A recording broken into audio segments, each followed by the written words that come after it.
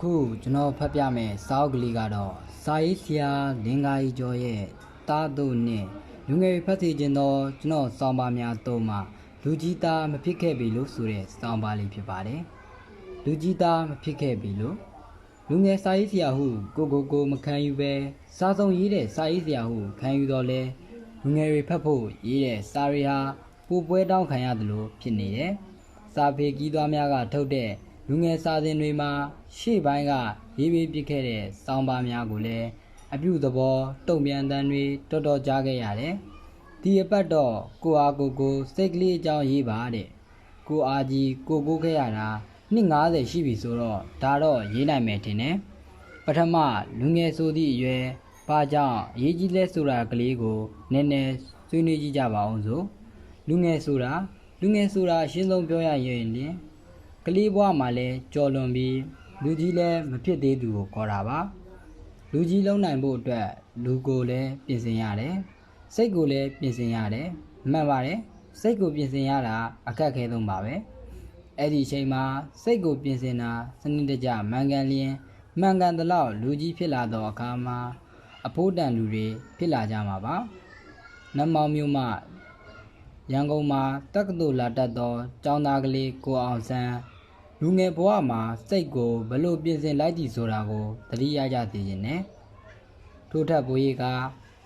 ခုနှစ်ဆောင်ပြတတ်မှာမောင်းမမိတ်တန်တွေနဲ့စံမြန်းနေသောအင်းရှိမင်းသားတိတ်ကစားစိတ်ကိုဘလို့ပြင်ဆင်လိုက်သည်ဆိုတာကိုပို၍စက်သိမ်းဝေးချင်းထားဖို့ကောင်းလာတယ်ဒါရီမြင့်လုံးနဲ့ထားကျွန်တော်ရေးခဲ့ဘူးသည့်ဂျိုးကြာတောင်ပန်ခတ်တန်းဝိထုတဲကမားစိတ်မွန်ပြီးအတ္တကြီးနေသောစေးချောင်းသားကလေးလက်ငိမ့်စိတ်ကိုဘလို့ပြင်ဆင်လိုက်သည်ဆိုတာဖတ်ဘူးသူတွေသတိထားမိကြမိတင်တယ်ဆိုလိုတာကလူငယ်တိုင်းစိတ်ကိုအကောင်းဘက်ရောက်အောင်ပြင်ဖို့အစွမ်းတတိရှိပြီးသားဆိုတာကိုပါအခက်ခဲဆုံးကကိုယ်စိတ်ကိုကောင်းမှုဘက်ကိုဥတည်အောင်ပြင်ဆင်ရတာမဟုတ်သာပေဘုရားဖတ်ရှုလေ့လာဒါနာသောလူငယ်တိုင်းဒါကိုလုပ်နိုင်တယ်ခက်တာကပတ်ဝန်းကျင်မှာဖြစ်နေတဲ့မဖြစ်တင်တာတွေကိုမပြုပြင်နိုင်ရင်လစ်လူရှုတတ်ဖို့ပါ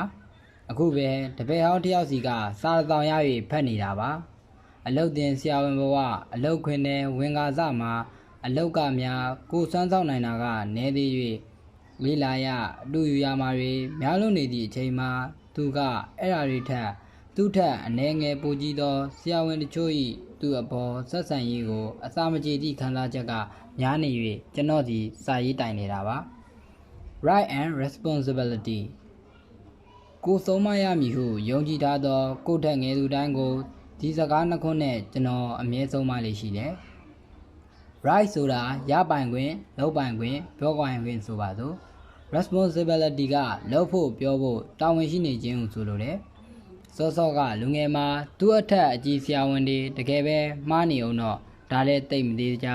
ကိုအတွေ့အကြုံကနည်းနေသေးလျင်အမှန်ကိုအမားထင်တာမျိုးလည်းဖြစ်တတ်တယ်လို့တေးသောအမားကိုကြီးဒီကိုထင်နေတာမျိုးဖြစ်တတ်တယ်ဒီအမားကိုပြုပြင်တက်မှတ်ပေးဖို့သူ့မှာ right လည်းမရှိ responsibility လည်းမရှိပါဒါဆိုဒီအတိုင်းကြည့်နေရမှာလားဟုမေးစရာရှိတယ်ကျွန်တော်လူငယ်ဘဝကကျွန်တော်ထက်၄နှစ်ပဲကြီးတဲ့အကိုဆရာသုံးမတာဘူးလေးကိုပြန်ဖောက်တယ်ချပါရသည်တာဝန်ခံအစည်းရှိတဲ့လူတစ်ယောက်လုံပုံကိုင်ပုံကလေးတွေကိုသူ့အောက်မှာလှုပ်ရင်းကကြိုက်ရင်မင်းမှတ်ထားမင်းအဲ့ဒီအစင်းရောက်တော့အတူယူလို့ရတယ်အေးအဲ့ဒီလိုပဲမကြိုက်တာတွေ့ရင်လည်းမှတ်ထားဒါမှကိုယ်လည်းကြရင်ရှောင်လို့ရမှာသွားတော့ရန်ဖြစ်မနေနဲ့ကိုသူ့နေရာမှာဆိုရင်ကိုထက်အငယ်ကအဲ့ဒါလိုလာပြောနေရင်ကြိုက်မလားဆိုတာကိုချင်းစာကြည့်အဲ့ဒီစကားကိုလေးစားစွာနာယူခဲ့သဖြင့်ကျွန်တော်ဘဝမှာမရောက်နိုင်တော့ဘူးဟုထင်ထားမိခဲ့သည့်အစဉ်တွေကိုသူများထက်ငရေသောအရွယ်မှာကျွန်တော်ရောက်ခဲ့ပါတယ်အကိုဆရာလည်းဘယ်သူမှကြိုတွေးမထားလောက်တဲ့နေရာအထိရောက်ပြီးအများကောင်းကျိုးတွေအများကြီးဆောင်ရွက်နိုင်ခဲ့ပါတယ်ဒီတော့လူငယ်တွေစိတ်တက်ကိုလူကြီးဆန်ဖို့အတွက်ပြင်ဆင်ရမှာအခက်အခဲဆုံးအလုပ်ကတော့ကိုယ်စိတ်ထဲမှာမမှန်ဘူးမတရားဘူးဟုထင်သောအရာကိုပြုပြင်နိုင်သော right and responsibility ရှိရင်ပြုပြင်မရှိလျင်လစ်လူရှုတတ်ဖို့ဆိုတာတိတာလောက်ပြီးတင်တယ်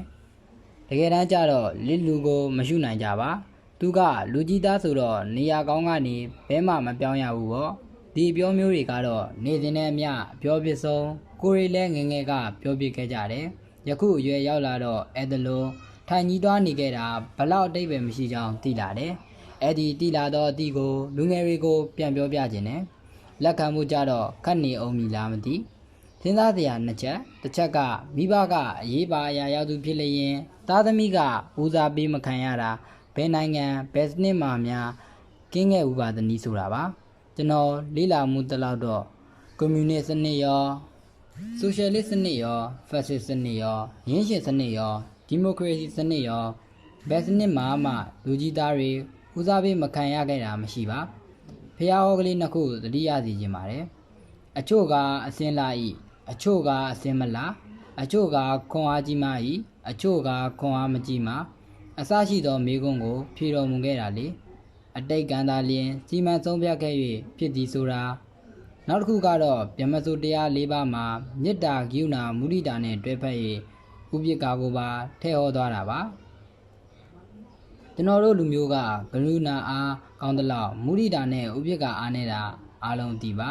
ဒုတိယအချက်ကတော့လူကြီးဆိုတာကရောဘာကိုခေါ်ပါသနည်းဆိုတာပါလူကြီးဆိုတာငယ်စဉ်အလောဝင်ကာစားကခမည်းရောလူကြီးသားပဲလားဟုပြောင်းမေးခံရဘူးတဲ့သူများတွေတဲကတချို့တင်ကြားရေးစေးုံကြီးတွေရောက်သွားချိန်မှာယူနီဖောင်းဝတ်ပကုံးတစ်ပတ်စီမှာကျဲမဲနှစ်ပွင့်စီတက်စေးအိတ်စလွယ်တိုင်းခါမှာတနက်ချိတ်ပြီးခြေတန်းရောက်လာသူကိုမေးတာဆိုတော့မိမမေးတတ်ပလေးဟုဖြေရန်သာရှိသည်လောကဒဏ်ကိုဟာသားပွဲတတ်ဖို့ပညာကတော့အလုတ်တင်ဆရာဝန်ဘဝကလေးကအကိုဆရာကတင်ပေးလိုက်ပြီးပြီမို့ကျွန်တော်ခက်တီတီပြန်ပြေတယ်ဟုတ်တယ်ကျွန်တော်လည်းလူကြီးသားပဲဟာခမည်းပြောပြတာကိုကောင်းတာဗောခမည်းအဖေကဘာလူကြီးလဲကျွန်တော်အဖေကအသက်60ကျော်ပြီအသက်60ကျော်တာကိုမှလူကြီးမခေါ်ရင်ဘာကိုခေါ်မှာလဲဟာဗျာခမည်းတော်တော်နောက်တဲ့သူမျက်နှာသာအဘေးမခံရသည့်အတူတူဟာသားလောက်ရတာအမျက်ပဲဟုသဘောထား၍ပြောထည့်လိုက်တာပါတကယ်တမ်းကိုလည်းလူကြီးဟုသမုတ်ခံရသည့်ယခုအရွယ်ကိုရောက်လာတော့သဘောပေါက်လာတာကလူကြီးဆိုတာယာတုပူကြီးသူနဲ့ချွတ်စွတ်အတိတ်ပဲမတူပါခေါင်းဆောင်နေသူခေါင်းဆောင်မှုပေးနိုင်သူဟုဆိုလိုပါတယ်ဘသူတွေကိုခေါင်းဆောင်ရမှာလဲဟုဆိုလျင်သိကြတာကတော့လူမျိုးစုံကိုခေါင်းဆောင်ရပါမယ်အခက်အခဲမျိုးစုံဤတိုင်တရားဖြစ်ရပါမယ်ပြဿနာမျိုးစုံနဲ့ပတ်သက်၍ကိုယ်တိုင်ခံစားထိတွေ့ခဲ့မှုသူဖြစ်ရပါမယ်မြန်မာစကားပုံအလွယ်သုံးရလျင်တော့ရှင်ကြီးဝမ်းလဲဝင်ခဲ့ဘူးရမယ်ရှင်ငယ်ဝမ်းလဲဝင်ခဲ့ဘူးရမယ်ပေါ့ဥပမာရန်ကုန်မန္တလေးကလည်းဘယ်ကူမှမရောက်ဘူးသည့်ယာတုတက်လာခဲ့သူတယောက်ကနေမျိုးတွေမှာတာဝန်ချထားတဲ့လက်အောက်ငယ်သားတွေ၏လုပ်ငန်းဆိုင်ရာခက်ခဲတွေနဲ့ရန်ကုန်မန္တလေးကငယ်သားတွေ၏ညီကြတန်တွေကြားမှာဘလို့လို့အလိုက်တင်ချင်းကြီးတက်မိတယ်လေအဲ့ဒါကလေးတစ်ချက်ကိုစဉ်းစားလိုက်လျင်ပဲကိုလူငယ်ဘဝမှာလူကြီးသားမဟုတ်ခဲ့တာတိတ်တော့ဝမ်းနည်းစရာမရှိဘူးဆိုတာရိပ်မိလောက်ပြီးတင်တယ်လူကြီးသားမဖြစ်ခဲ့ပြီလို့နိုင်ငံတော်သမ္မတကြီးလည်းသမ္မတကြီးတဦးရဲ့သားမဟုတ်ခဲ့ပါကျော်ဟိန်းလည်းရုပ်ရှင်ကုမ္ပဏီပိုင်ရှင်သားမဟုတ်ခဲ့မင်းဝေအောင်လည်းဗကြီးဆရာသားမဟုတ်ခဲ့ဒေါ်အောင်ဆန်းစုကြည်တင်ပင်နိုင်ငံကောင်းဆောင်တဦး၏တမီဖြစ်တော်လဲနိုင်ငံကောင်းဆောင်၏တမီဘဝနဲ့ကြီးပြင်းလာခဲ့သူမဟုတ်ကိုချတော့ဘောကိုရက်၍ရုံးကန်ပညာရှာလာခဲ့သူတဦးဖြစ်သည်ကျွန်တော်လည်းဆရာဝန်ကြီးတဦး၏သားမဟုတ်ပါဈေးတက္ကသိုလ်တက်ဆင်းကဈေးတက္ကသိုလ်ဆိုတာဘယ်နှစ်မှာဘာသာတွေတင်တာပဲဆိုသည့်အခြေခံအသည့်ကလေးတောင်မရှိခဲ့သူဖြစ်တဲ့ဖြင့်သူများထက်ရောင်းချချရုံးကန်ခဲ့ရတယ်ယခုရောင်းချချဖြစ်နေသည့်ဈေးကျောင်းသူကျောင်းသားကလေးတွေတွေ့လျင်သူတို့တွေးတာဘလို့ချော်နေသည်ဆိုတာလဲကျွန်တော်ရိပ်မိတယ်ပြန်လဲတဲ့ပေးတတ်တယ်အလုံးဝင်ချင်းဘိုးဘဝနဲ့ရှေ့တန်းသုံးနဲ့ထွက်ခဲ့ရသူမဟာကန်တူးချင်းသုံးချိတ်ထဲမှာပါခဲ့တယ်လိုက်မပြောနိုင်၍ပါလာသူကြီးပဲဆိုတာယူသားစွာဝန်ခံပါတယ်ယခုအဲ့ဒီလူတွေအားလုံးဘာသာရဲ့အသီးသီးမှဥဆောင်နေတဲ့ပါမောက္ခတွေအထူးကုဆရာဝန်ကြီးတွေဖြစ်နေကြသည်ဆိုတာကိုတော့မယုံမရှိပါနဲ့ကျွန်တော်တယောက်ချင်းလက်မျိုးထိုးပြနိုင်ပါတယ်ထိုးထပ်ပူရီက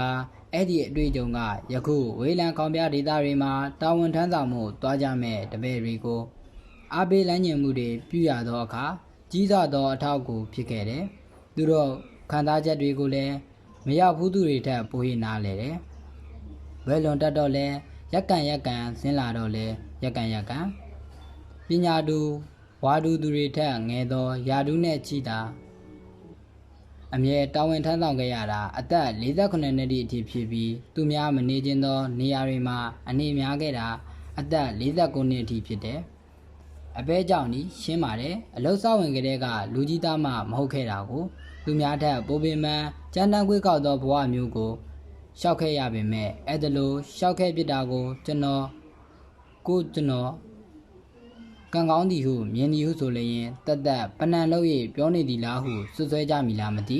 အသက်50ကျော်မှတော့ကျွန်တော်လူကြီးလှုပ်ရှင်ပါတယ်လူကြီးလှုပ်လျင်လူကြီးသားတွေကိုကြီးအုပ်ချုပ်ရမှာမဟုတ်ပါအလွာဆုံးနေရာဆုံးမှာပြဿနာဆုံးနဲ့ရင်ဆိုင်နေရသည့်လူငယ်တွေကိုကူညီလမ်းညွှန်ရမှာပါအဲ့ဒါလိုလုပ်နိုင်ဖို့အတွက်ကိုယ်တိုင်မှလည်းအဲ့ဒီအတွေ့အကြုံတွေရှိခဲ့ဖို့လိုပါတယ်လူကြီးသားဘဝနဲ့ဘဝကိုစခဲ့လျင်အဲ့ဓာတွေနဲ့တွေးကြုံဖို့ဝေးသွားပါလိမ့်မယ်ပြီးတော့လူကြီးသားမို့လို့စောင့်ကြောက်ခံရသည်ဆိုတာကလည်းလူငယ်အလွန်ဆုံးလူရဲဘဝအထိသာမှန်တတ်ပါတယ်တကယ်လူကြီးလောက်ခိုင်းတော်မူဆိုပါကတာဝန်ပေးမိသူကလည်းအဲ့ဒီလူကြီးလုံနိုင်စွမ်းကိုဖျက်ဆီးခဲ့ရသည့်အတွေ့အကြုံတွေကိုပြန်လည်သုံးသပ်၍လေ့လာမှအမှန်ပါကျွန်တော်ကတော့ငယ်စဉ်လူကြီးသားမဖြစ်ခဲ့ရတာကိုအားနည်းချက် deficiency ဟုမမြင်တော့ပဲအားသာချက် blessing ဟုသာမြင်ပါတော့သည်ယခုရုန်းကန်ရင်ကြိုးစားရင်အားငယ်နေသောလူငယ်တွေကိုလည်းဒီနေ့သူတို့အဲ့ဒါလိုမြင်လာကြအောင်မည်ဟုသာယုံကြည်စေခြင်းပါသည်